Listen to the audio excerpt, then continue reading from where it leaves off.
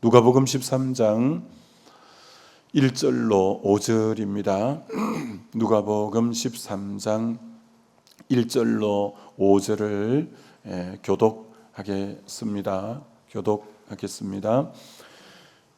그때 마침 두어 사람이 와서 빌라도가 어떤 갈릴리 사람들의 피를 그들의 제물에 섞은 일로 예수께 아뢰니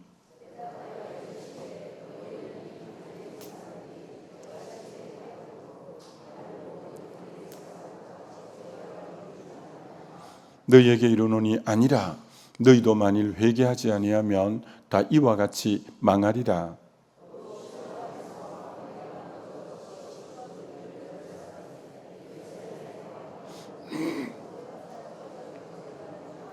같이 읽겠습니다. 너희에게 이르노니 아니라 너희도 만일 회개하지 아니하면 다 이와 같이 망하리라. 아멘. 함부로 판단하지 마라 라는 제목, 어제 이어서 오늘 말씀입니다.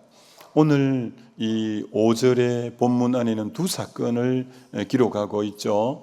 갈릴리의 사람들 중에 하나님께 제사 드리다가 이 갈릴리의 그 빌라도의 군인들이 들이닥쳐 그들을 칼로 베는 바람에 피가 제물에 섞이게 되었다는 거예요. 그래서 몇몇 사람들이 그 빌라도의 복정으로 인해서 종교 탄압으로 인해서 죽게 됐는데 사람들이 이렇게 말했다는 거예요. 그들이 그렇게 칼에 베임 당하고 죽임 당한 것은 그들이 죄가 많아서 그런가 보다, 이렇게 말했다는 거예요. 실로암의 높은 망대가 와장창창 무너졌는데 거기 18명이 깔려서 죽었다는 거예요. 사람들이 이구동성으로 그들의 죄가 많아서 그들이 깔려 죽은 모양이다, 이렇게 말했다는 거예요. 그래서 오늘 본문에는 아니라고 하는 겁니다. 예수님이 3절 5절에 두 번씩이나 죄가 많아서 그들이 죽은 게 아니다, 너희도 회개하지 아니하면 이와 같이 망하리라, 이렇게 하시는 그 이제 본문입니다. 그래서 우리는 첫 번째 이 말씀을 통해 남이 큰 어려움을 당할 때 함부로 저 죄 때문에 저런 암이 걸렸다, 죄 때문에 저 남편이 저렇게 일찍 세상을 떠났다, 죄 때문에 저 회사가 부도가 났다, 저 죄 때문에 저 집이 저렇게 큰 사고를 만났다, 이렇게 보지 말라는 거예요. 남이 어려움 당할 때 함부로 판단해서 저 심은 대로 거둔 거다, 인과응보다, 죄 때문에 하나님의 심판받았다, 이런 식으로 함부로 판단하거나 정죄하거나 이제 우리가 해서는 안 된다, 이런 말씀을 했습니다. 그래서 어제 어디까지 얘기하다가 중단했냐면은 다윗이 아들 압살롬이 반란을 일으켜서 정말 맨발로 울면서 신하 몇 명하고 피난을 갈 수밖에 없었습니다. 피난을 아주 멀리 갔습니다. 요단 동편으로, 요단강을 건너 요단 동편의 저 변방에 있는 마나임으로까지 참 쫓겨갔습니다. 너무 신세가 처량하고 아들이 반란을 일으켰으니 남부끄럽기도 하고 참 꼴이 말이 아니었습니다.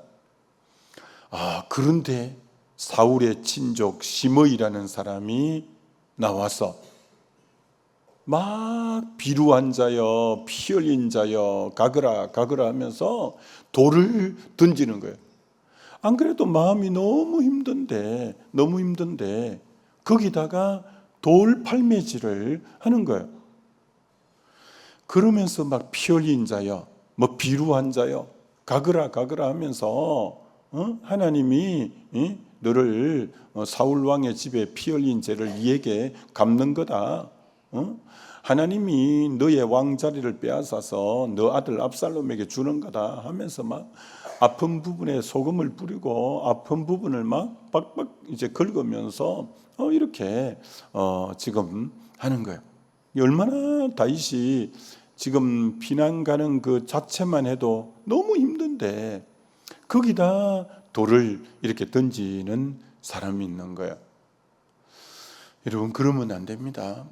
여러분, 스데반이 돌에 맞아 죽었습니다. 율법주의의 안경을 쓴 사람들이 스데반을 죽여야 된다고 생각한 거예요. 근데 그거는 그들의 안경이 잘못된 거예요. 하나님은 늘 보좌에 앉아 계신 분이에요. 하나님은 이렇게 잘 일어선 모습이 한 번도 잘 안 보여요. 근데 스데반이 죽었을 때 하나님은 보좌에 일어서서, 인자 같은 분이 일어서서 그 영혼을 맞이해 줄 정도로 그의 죽음을 고귀하게 생각했어요. 여러분, 스데반은 예수님이 십자가에 돌아가실 때 같은 모습을 그대로 다 유지했어요. 돌을 던지는 그들에게, 못을 박는 그들에게 예수님이 아버지여 저들의 죄를 사하여 달라고, 저들이 하는 일을 저들이 알지 못한다고. 이게 스데반이 순교할 때도 똑같은 말을 하잖아요. 아버지, 돌 던지는 저들 용서해 달라고, 저들이 하는 일을 저들이 알지 못한다고. 그렇게까지 주님의 모습을 닮은 너무나 귀한 스데반을 돌로 쳐 죽인 거예요. 그 스데반의 영혼은 주님이 다 받아 주었지만 돌 던진 사람은 어떻게 하겠습니까? 돌 던진 사람은 그들의 잘못된 안경이 돌을 던진 거예요. 그 죄는 어떻게 나중에 그들이 다 받아야 됩니까? 돌 함부로 던지면 안 돼요. 요한복음 8장에 가늠하다 현장에 딱 현장범으로 잡혔으니 이건 두말할 필요도 없죠. 딱 죄 지은 게 현장에서 잡힌 거예요.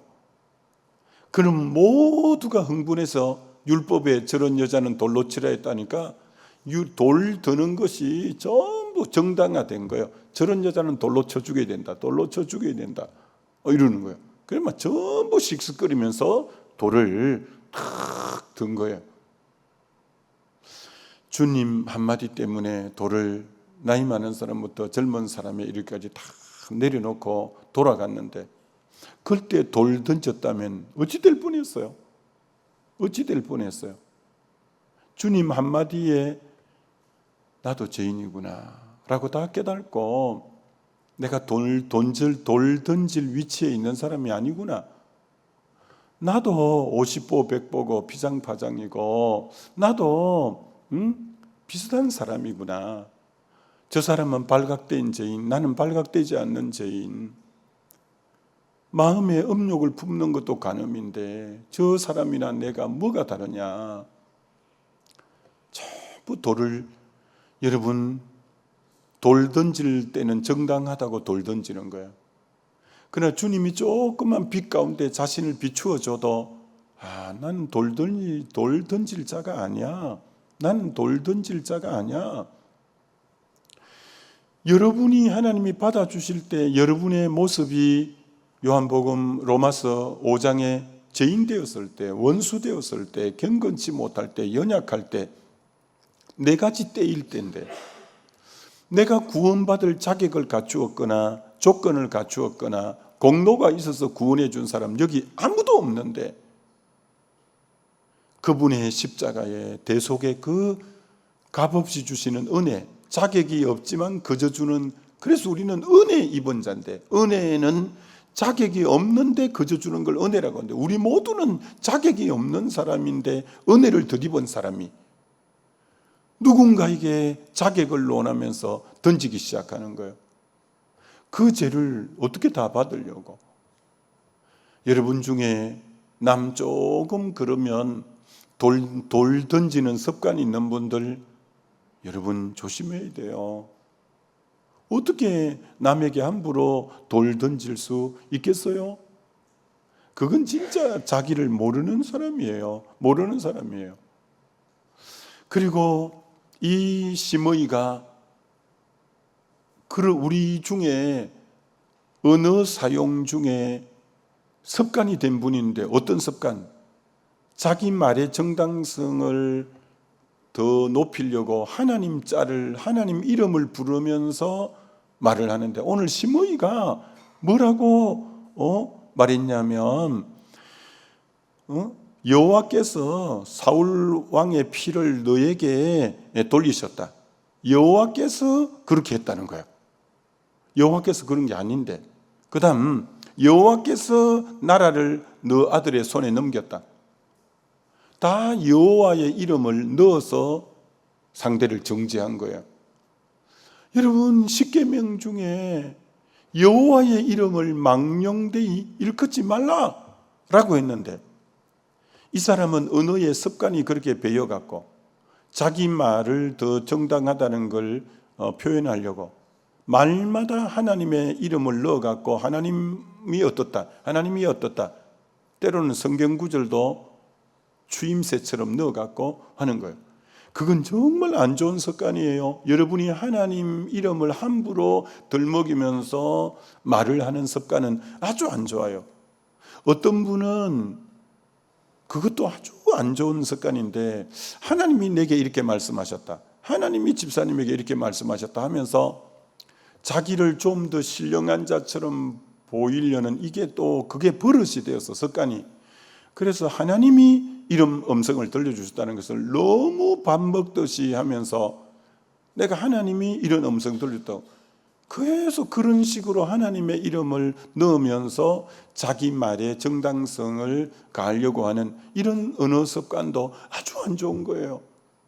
하나님의 이름을 절대 망령되이 일컬는 자를 내가 죄 없다 하지 아니하리라. 하나님은 자기 이름을 찬양하고 존중히 여겨요. 우리는 그 이름을 존중히 여겨야 돼요. 그래서 주님은 나를 존중히 여기는 자를 나도 존중히 여기고, 나를 멸시하는 자를 나도 경멸히 여기리라. 주님의 이름을 절대 함부로 멸시해서는 안 돼요. 그럼 주님이 그를 경멸히 여기리라 했어요. 그렇기 때문에 함부로 언어에 하나님의 이름을 넣어서 말하는 이 잘못된 습관이 된 분들은 이거 그러면 안 되죠. 자, 그렇게 시므이가 다윗이 지나가는데 너무 힘든데 돌도 던지고 막 저주를 퍼붓는 거예요. 그때 다윗 옆에 군대에 장수 하나가 이제 호위병으로 따라갔는데 스루야의 아들 아비새가 왕이시여, 제가 당장 건너가서 저놈의 목을 치겠습니다 라고 했어요. 야, 그때 다윗의 반응이 다윗답습니다. 다윗이 이렇게 반응합니다. 저가 저주하게 버려두라. 혹시 여호와께서 나의 원통함을 감찰하시니 오늘 그 저주 때문에 여호와께서 선으로 내게 갚아주시리라. 놔두라. 너 가서 목 치지 마라. 저주하게 놔두라. 하나님이 다 감찰하고 계신데 내 이 원통한 거 아시고 저 저주를 선으로 바꿀 줄 어떻게 하냐? 놔두라. 자, 여러분, 이 참 다윗의 이 여유, 마음의 이 컴, 여러분, 누가 자기에게 좀 안 좋은 소리 했다, 아이고 막 못 견디고 저주를 막 몇 배로 더 끌어붙고, 그런 거 안 좋은 거예요. 이렇게 저주하면 다윗에게 좀 배워야 돼요. 놔두라.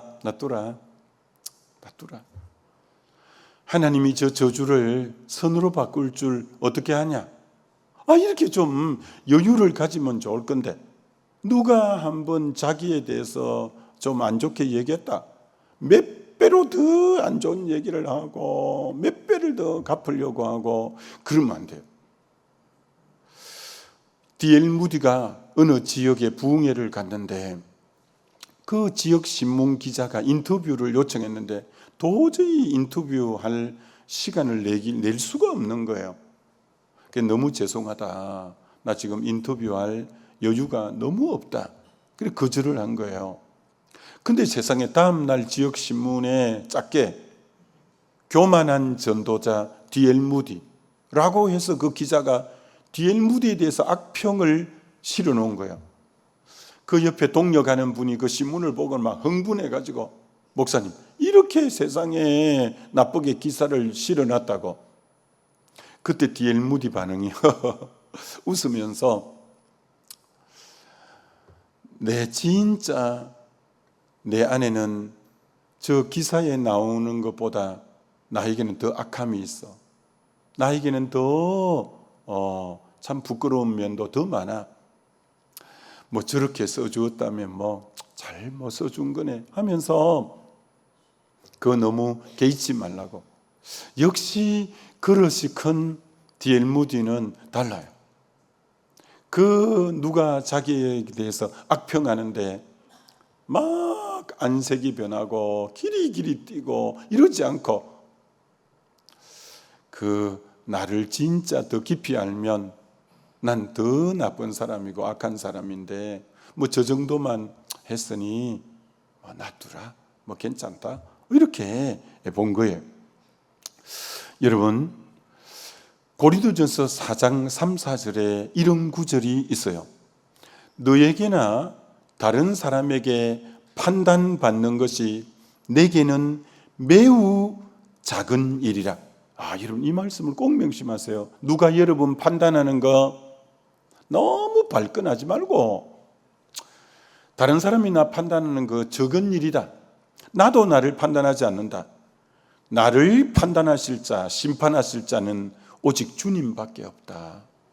나를 참으로 판단하실 분은 하나님이시지, 남이 저렇게 판단한다고 내가 그리 되는 것도 아니고, 내가 때로는 자기에 대해서 또 자기가 낮게 평가하고 막 그런 사람도 없잖아 있어요. 내가 나 평가하는 것도 그 중요한 거 아니다. 남이 나보고 그렇게 하는 것도 중요한 거 아니다. 나를 진짜 판단하실 분은 하나님이시다. 할렐루야. 좀 그런 마음이 있어야 돼요. 나도 욕 많이 먹어봤어요.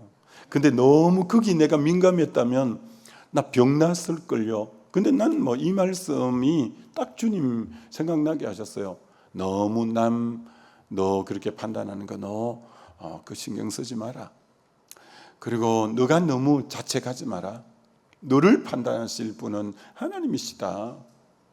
여러분이 너무 상대의 말에 민감해서 여러분이 그러면 병도 날 뿐더러 그러면 인생이 버겁고 힘들어요.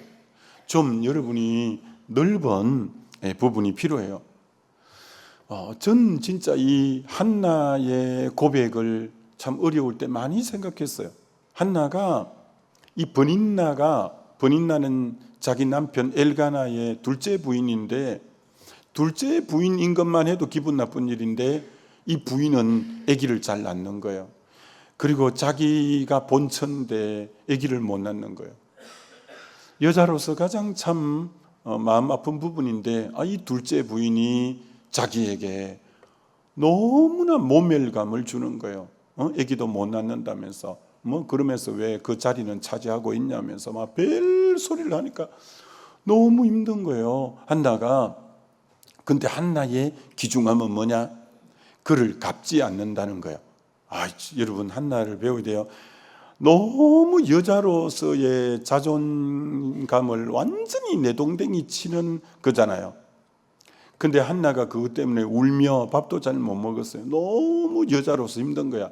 근데 그 아픔을 어디로 가지고 나갔냐? 하나님 앞에 가서 정말 기도했어요. 하나님, 내 형편하시죠? 하나님, 나도 아들 하나 주세요. 그러면 삭도를 대지 않고 나실인으로 구별해서 하나님께 드리겠습니다. 그렇게 기도했더니 하나님이, 사무엘이라는 뜻이 기도로 구한 아들이라는 뜻이에요. 진짜 하나님이 응답하시고 사사시대를 종식시키고 왕정시대를 열어가는 엄청난 거물을 주셨다고요. 근데 여기서 중요한 게, 한나는 버닌나를 상대하지 않았다는 거예요. 만약에 버닌나를 상대하면 같은 사람이 되는 거예요.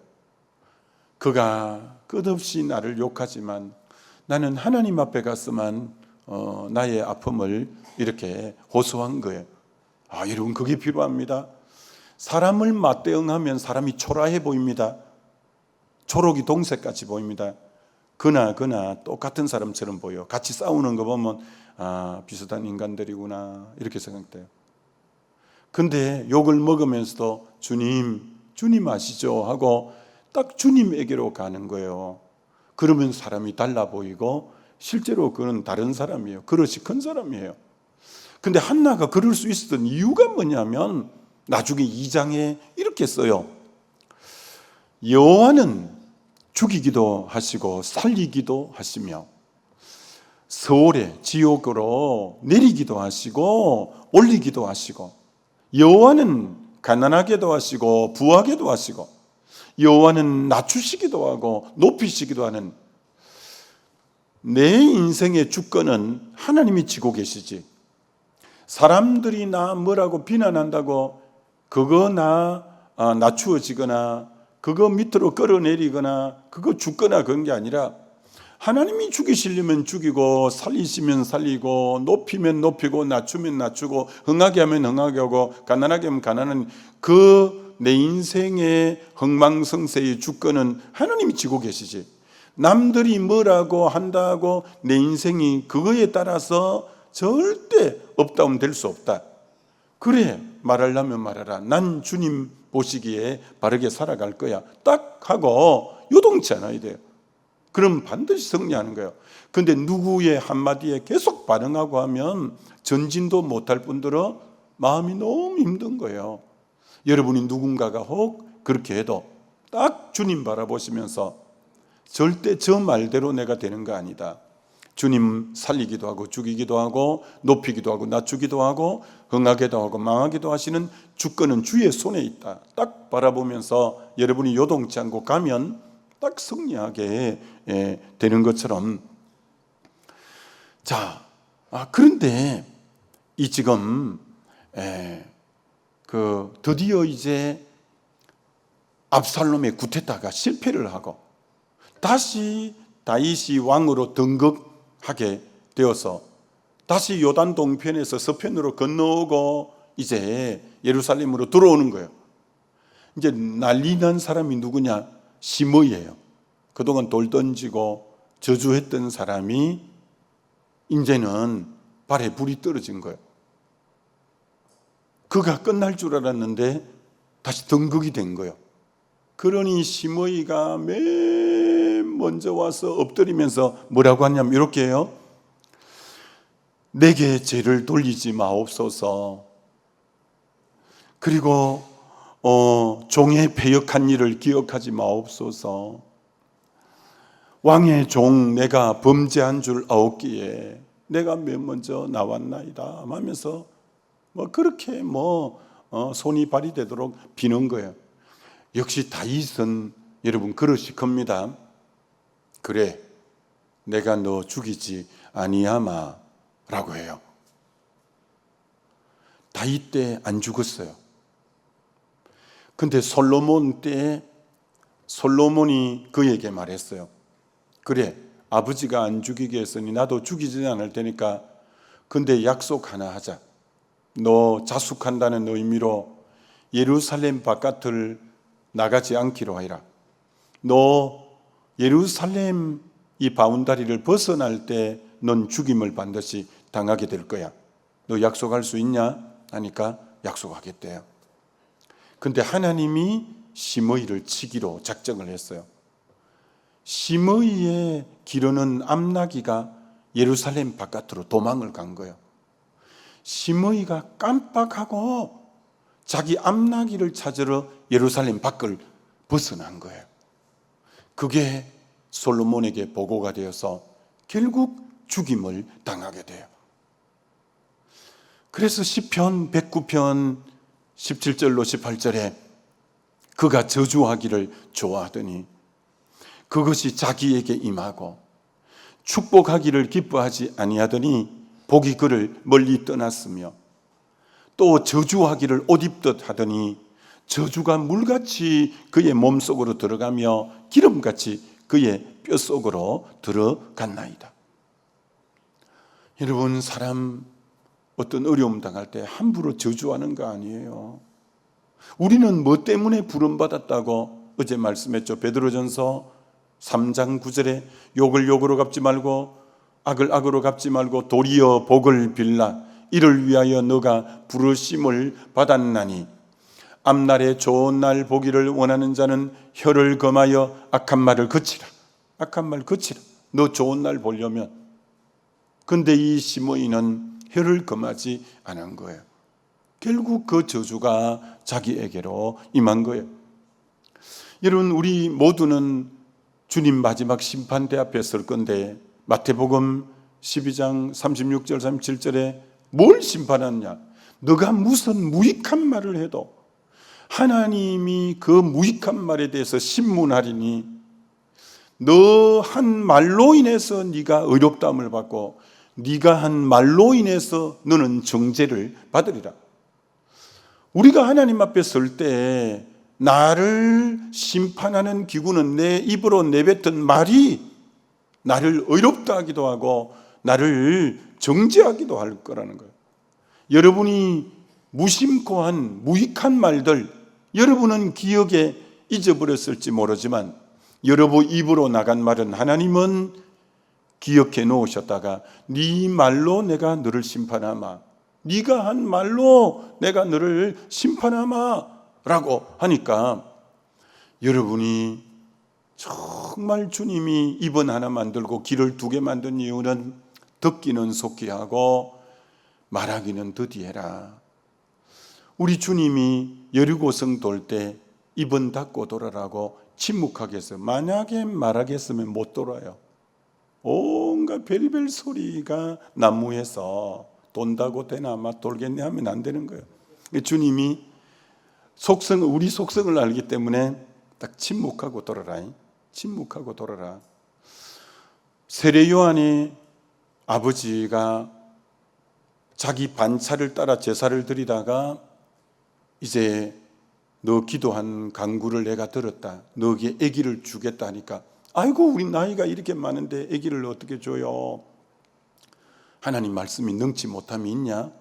아기를 주겠다 하는데 못 믿고 계속 입으로 그러니까 너 애 낳을 때까지 벙어리가 될 거다. 너 말 못하게 될 거다.